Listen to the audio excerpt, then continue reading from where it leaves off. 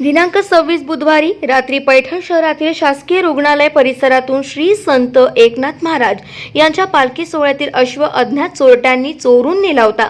या घटनेमुळे नाथ भक्तांमध्ये एकच खळबळ उडाली होती।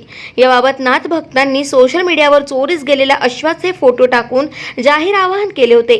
गुरुवारी सकाळी एक अज्ञात व्यक्ती वडजी तालुका पैठण परिसरात चोरीला गेलेल्या अश्वासोबत दिसून आल्याने त्या व्यक्ती आणि अश्वाची गावातील तरुणांनी अधिक विचारपूस करत असताना अज्ञात व्यक्तीने अश्वाला सोडून धूम ठोकली।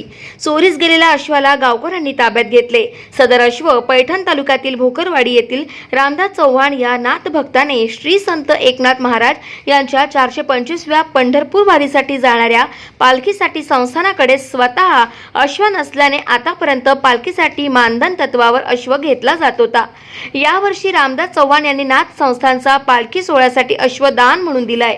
वडजीचा जागृत ग्रामस्थांनी भानुदास एकनाथांचा जयघोष करीत पैठण पोलीस निरीक्षक संजय देशमुख, सहाय्यक पोलीस निरीक्षक सिद्धेश्वर गोरे यांना संपर्क करून चोरीस गेलेला अश्व ताब्यात दिलाय।